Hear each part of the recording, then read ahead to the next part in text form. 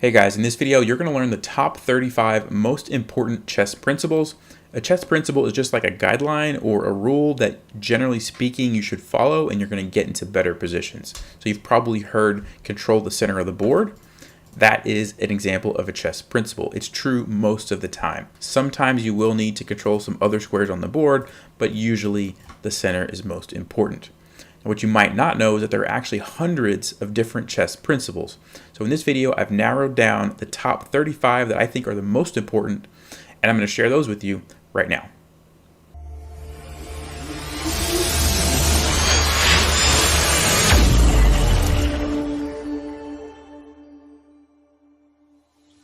All right, principle number one, no surprise here, is control the center of the board. Usually the player who controls the center of the board has a better chance to win the game than somebody who is making a lot of moves on the side of the board. Principle number two is develop your pieces quickly. Developing your pieces just means moving your knights and bishops off of the back rank. So knight here, and then getting your bishops out. In this position, white is going to have much better chances to win the game because he has developed his pieces while black has not and just made a bunch of pawn moves. Principle number three, knights before bishops. Usually when developing, you want to develop your knights first and then follow it up with your bishops. Principle number four, don't move the same piece twice in the opening. If you're moving the same piece multiple times in the opening, it means you're not developing your other pieces and you're going to fall behind in development and probably get into a worse position.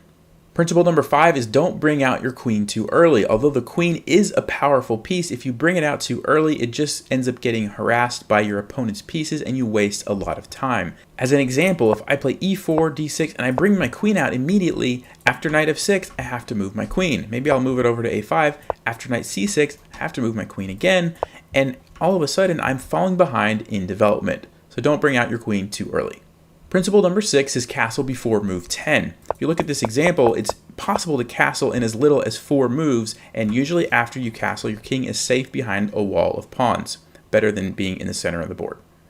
Principle number 7 is connect your rooks. So after you've developed your pieces and you've castled, you can simply move your queen up, and now your rooks are connected. This is beneficial because your rooks protect each other, they can help each other, and they also have easy access to go to whatever file you need them to, which is going to be most beneficial for you. Principle number 8 is that rooks should go on open or half open files. In the position on the board right now, the e file is an open file because there are no pawns on it. So a move like rook to e1 would make a lot of sense because it's putting my rook on the open file.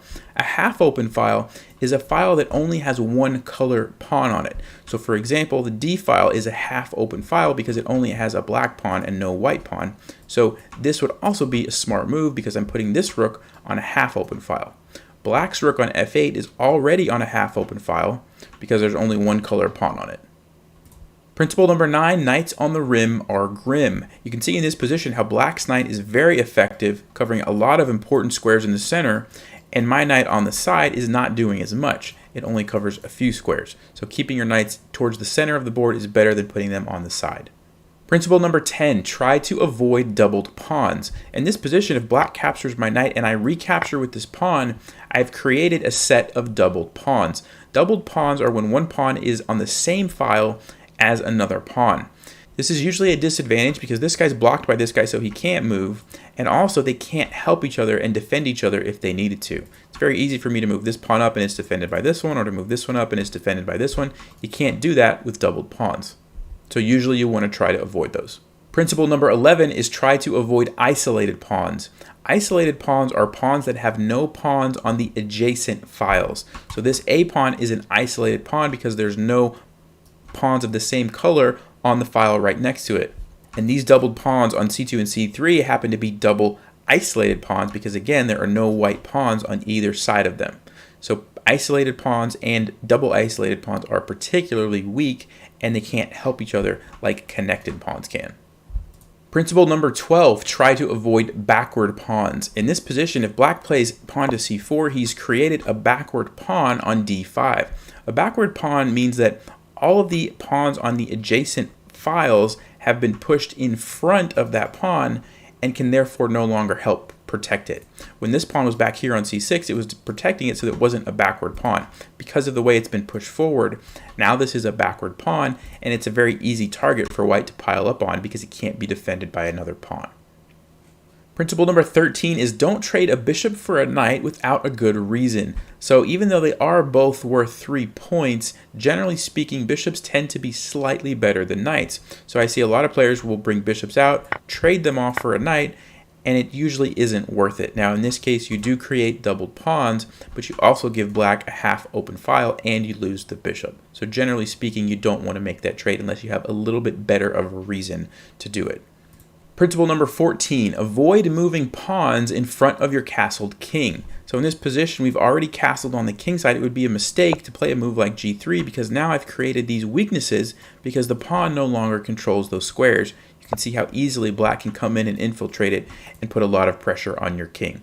So don't move pawns in front of your castled king. Principle 15 is don't open the center if your king is still in the center. In this position, black could consider playing d5, but it wouldn't be a good idea because after white trades, he's started to open up the center and his king could come under pressure from white's rook because he hasn't castled yet. So it would be better for black to castle first and then consider a move like d5, which is going to start trading and opening up the center of the board. Principle number 16 is that two minor pieces are generally better than a rook and a pawn. Minor pieces are knights and bishops. Obviously, these are the rooks. So in this position, if I were to capture with my knight, black captures, I capture, he captures, I just lost a knight and a bishop, which is 6 points. I gained a rook and a pawn, which is also 6 points, but it puts me at a disadvantage because the knight and the bishop are better than the rook and the pawn, generally speaking. So don't make a trade like that unless you have a very specific reason to do so. Principle number 17 is similar, but 3 minor pieces generally is better than a queen. Even though they both add up to 9 points, usually the 3 pieces will greatly outperform the queen. Principle number 18 is that rooks are very strong on the 7th rank. So since I'm white, the 7th rank is here. For black, the 7th rank is actually the 2nd rank, which would be here. But in this position, I have the ability to play rook e7, which is a very strong move. By placing my rook on the 7th rank, you can see I have lots of good targets. And white is in a very good position because of the ability to get the rook on the 7th rank.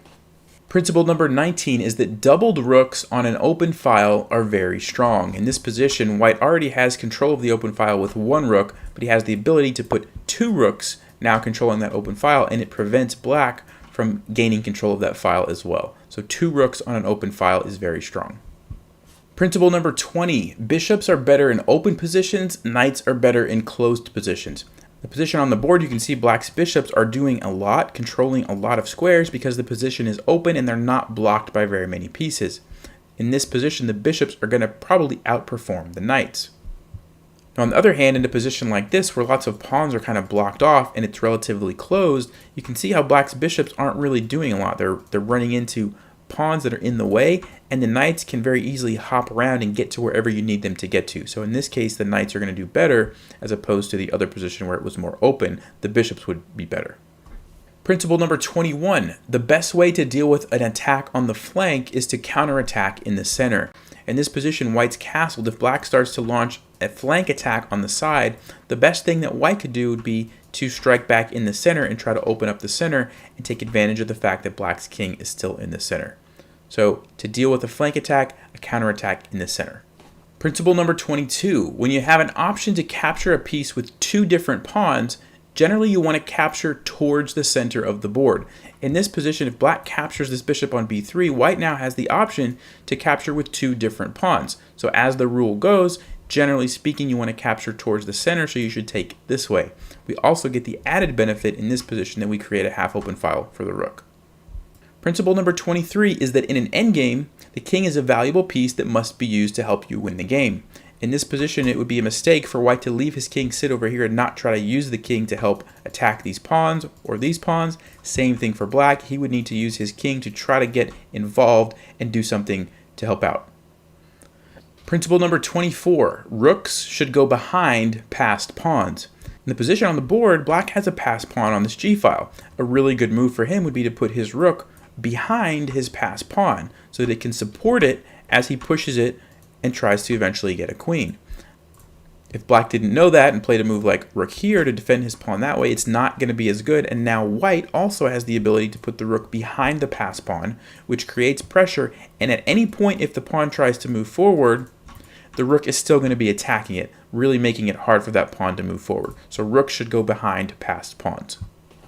Principle number 25 is that two connected passed pawns on the 6th rank will always beat a rook.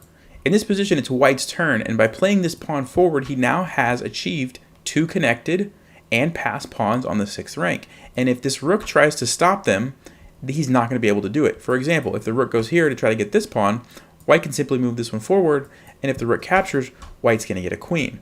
If we go back, if black tries to play here to try to get one of the two pawns again, white simply pushes the pawn forward, and after black captures, he gets a queen. And you can see that if I move just one pawn back, now black does have the ability to stop the pawns by moving his rook here. If white tries to move this one forward, it's going to get captured. If he tries to move this one forward, it's going to get captured, and he doesn't have enough time. Black's able to catch it and then capture the queen. So going back, both of the connected passed pawns have to already be on the 6th rank, and then the rook cannot stop them. Principle number 26 is to attack the base of a pawn chain. In this position, white has this very long pawn chain, and you can see how all of these pawns are defended by the other pawns in the pawn chain, except for the base. That's the only pawn that's not going to be defended by another pawn. So if you're able to attack the base of the pawn chain, that's what you should do. Now this probably isn't the greatest example because it's going to be very hard for black to figure out a way to attack that pawn right now, but generally speaking, attack the base of a pawn chain. Principle 27 is that knights are usually one of the best blockaders of pawns. So in this position, black has a passed pawn that he's trying to push forward, and white would like to blockade it to keep it from moving. A good option would be to blockade it with the knight.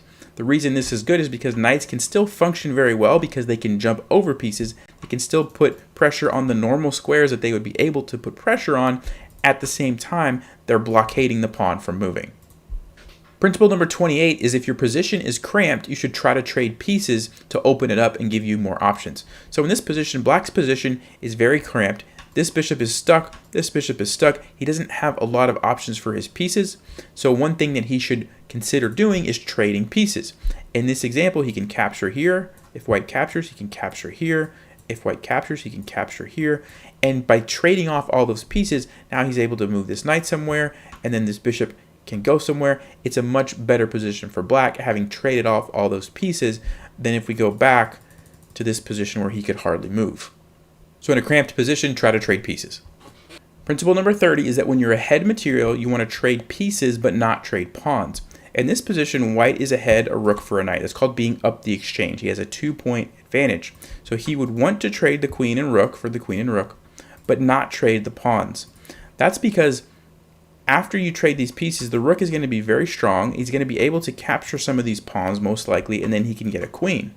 If he trades off all the pawns, so there's no pawns left, then the rook and the knight, it's going to be very hard to win that position. So you want to leave pawns on the board when you're ahead material and trade off the other pieces. Principle number 31, very similar, is the opposite of that. When you're losing or you're down material, you want to trade off all the pawns if you can, but don't trade the pieces. And that's going to increase your chances of getting a draw. So in this position, if white captures this pawn and black recaptures, he could take this pawn with his queen. But that's not good for white because he's essentially going to be trading pawns. He wants to keep as many pawns on the board as possible. So a better move might be queen to d3, trying to trade the pieces and not trade the pawns. I hope that made sense. If you have to rewatch that part again, feel free to do so. That's an important one. It's really good to know. Principle number 32 is that opposite colored bishop games are dangerous in the middle game and drawish in the end game. What do I mean by that? In this position, both players have an opposite colored bishop. That means white's bishop is on a dark square and black's bishop is on a white square. So they're opposite colored bishops. And since this is still in what I would say the middle game, it's very dangerous and white has to be very careful. And you can see after this move bishop check, king g1, after queen g4, the queen's coming into f3, and then there's going to be a battery, white's going to get checkmated. So the only thing he could do is sacrifice his rook for the bishop to stay alive. And that just shows how it's very dangerous when you're playing in a game with opposite colored bishops. You have to watch out for attacks on your king. And the reason it's dangerous is really because your bishop can do nothing to prevent the other person's bishop. So in this case, there are weaknesses along these white squares, and this bishop can do nothing about it. If it was a knight, you could position it to help defend, or if you had the same color bishop, if you had a bishop on the white squares, you could even trade it off for that bishop. But because they're opposite colored bishops, you can't do that. Very dangerous. Now the flip side of that principle is that in the endgame, the games become very drawish. You can see in this position, both players have opposite colored bishops, and because of that, the bishop can't really do anything about any of these pawns. And likewise, black's bishop can't do anything about white's pawn, so the pawns are just going to end up sitting there. The kings will probably just have to move back and forth, and nobody's going to be able to win this game. So keep that in mind. Opposite colored bishops are drawish in the endgame, but very dangerous in the middle game. Principle number 33 is what's called don't play hope chess. Now, if you've never heard of this, hope chess is where you play chess and you hope that your opponent does something, or you hope that your opponent doesn't see something, or I hope he moves there. If you're playing chess like that, you're probably not going to do very well. You always want to consider the fact that your opponent might do the very best move. An example of hope chess would be, I'm going to play here, I'm going to bring my bishop out, I'm going to bring my queen out, and I'm going to hope that he doesn't see the checkmate. I'm going to hope that he doesn't know about the scholar's mate, and I'm going to win in 4 moves. I'm going to hope he falls for my trick. That's not good, because if he knows what he's doing, he plays g6, stops your queen, you come back to try it again because you hope he doesn't see it. He's going to play knight f6. You might play queen b3 again. I hope he doesn't see it. He's going to play queen e7, and now all of a sudden you're in a bad position. You just wasted a bunch of moves with your queen because you were playing hope chess. So try not to do that. Principle 34 is when you see a good move, stop and look for a better move. In this position on the board, black just played here, which is really a bad move. And so the move that might jump out to a lot of people is, oh, that's a free rook. That's a really good move. It's good for white. But if you take a second and look for a better move, you might notice that knight to d6 is actually a beautiful smothered checkmate. So when you see a good move, take a second and look for a better move. And principle number 35 is that a really good chess player knows the right time to ignore chess principles. All of these principles are really good most of the time, but there's always going to be situations where they don't apply and where it makes the most sense to go against what the principle would say. And that's what determines a really good chess player from somebody who's still learning. So just know that everything that I told you is a good general rule of thumb, but be on the lookout for special situations where they may not apply, and that will come with practice. As you get better and better, you'll pick up on when it's okay to break the rules, if you will. All right, well, I know that was a lot of information really fast, so I went ahead and put together this spreadsheet which lists out all of the 35 principles that we just talked about. I'm going to throw this up on the screen and just leave it for a little bit. If you want to print screen, pause the video and print screen and print this out so you can use it for reference, feel free to do so. I know for some people who are just starting out, this might seem a little bit overwhelming, but don't worry. It took me years and years to learn all of these, so you've got time. The best way to tackle it is just one principle at a time. Practice it in your games until it starts to become a habit. Then move on the list to the next one and keep doing that until you feel like you've gotten a good grasp of these principles. If you guys learned something and got some value out of this video, it really helps me out a lot if you would hit that thumbs up button. I really appreciate it. But as always, make sure you stay sharp, play smart, and take care.